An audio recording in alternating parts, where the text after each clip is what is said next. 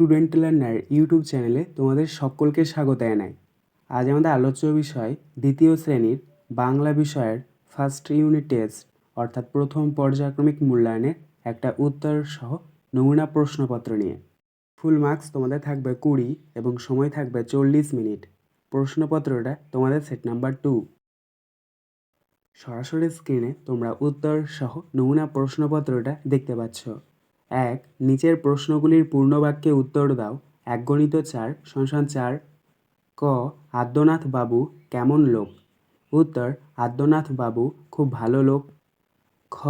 আদ্যনাথ বাবুর কন্যার নাম কি? উত্তর: আদ্যনাথ বাবুর কন্যার নাম শ্যামা। গ. বরের নাম কি? উত্তর: বরের নাম বৈদ্যনাথ। ঘ. গাড়ি কে চালায়? উত্তর: গাড়ি চালায় বংশীবদন। 2. যুক্ত বর্ণগুলি ভেঙে দেখাও। × 4 = 2। দেখো এখানে যুক্ত বর্ণ দিয়ে দেওয়া হয়েছে, তোমাদেরকে সেগুলোকে কী করতে হবে? ভেঙে নিতে হবে। প্রথমে রয়েছে দেখো ক, মূর্ধন্য ষ এ ঠয়, তাহলে আমরা প্রথমে লিখব মূর্ধন্য ষ যোগ ঠ। ক্ষয়েরটা দেখো তালবের শ এ চয়, তো এখানে আমরা প্রথমে লিখব তালবের শ যোগ তারপরে চ। গ, মূর্ধন্য ষ এ মূর্ধন্য এ, এখানে আমরা প্রথমে লিখব মূর্ধন্য ষ যোগ মূর্ধন্য। ঘ, হয়ে লয়, এখানে আমরা প্রথমে লিখব হ যোগ ল। 3. যুক্ত বর্ণ গঠন করো। × 4 = 2। অর্থাৎ এখানে তোমাদেরকে ভেঙে কতগুলো বর্ণ দিয়ে দেওয়া হয়েছে সেগুলোকে তোমাদেরকে যুক্ত করতে হবে। দেখো প্রথমে রয়েছে কয়েকটা দন্ত স যোগ র, তাহলে এখানে আমরা শূন্যস্থানে লিখব দন্ত স এ র ফলা। ক্ষয়েরটা দেখো হ যুক্ত দন্ত ন, এখানে আমরা শূন্যস্থানে লিখব হয়ে দন্ত নয়। গয়েরটা দেখো দন্ত স যোগ থ, এখানে আমরা শূন্যস্থানে লিখব দন্ত স এ থয়। আর ঘয়েরটা দেখো বর্গীয় জ যোগ বর্গীয় জ যোগ ব, এখানে আমরা শূন্যস্থানে লিখব বর্গীয় জয়ে বয়। 4. বিপরীত শব্দ লেখো। × 4 = 2। ক. দিন, দিন শব্দটির বিপরীত শব্দ হচ্ছে রাত। খ. বিশ্রী, বিশ্রী শব্দটির বিপরীত শব্দ হচ্ছে সুশ্রী। গ.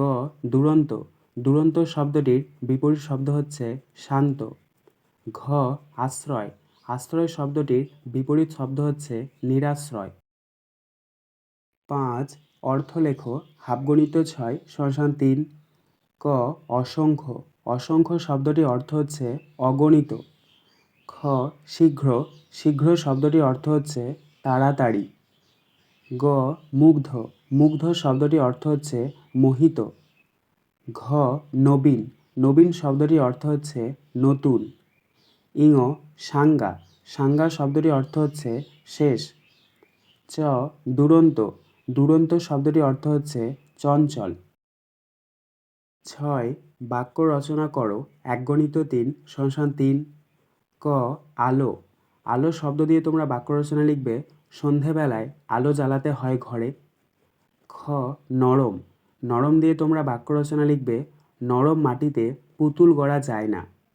গ. চাঁদ, চাঁদ দিয়ে তোমরা বাক্য রচনা লিখবে। পৃথিবীর একটি উপগ্রহ হলো চাঁদ। 7. নিচের বর্ণগুলি সাজিয়ে অর্থপূর্ণ শব্দ তৈরি করো। × 4 = 2। অর্থাৎ এখানে তোমাদেরকে কতগুলো এলোমেলো বর্ণ দিয়ে দেওয়া হয়েছে, সেগুলোকে তোমাদেরকে সঠিকভাবে সাজিয়ে অর্থপূর্ণ শব্দ তৈরি করতে হবে। দেখো প্রথমে রয়েছে ক, ইঙয়ে গয়ে বয়াকার ম ল র, এই বর্ণগুলিকে যদি আমরা সঠিকভাবে সাজাই তাহলে পাবো মঙ্গলবার।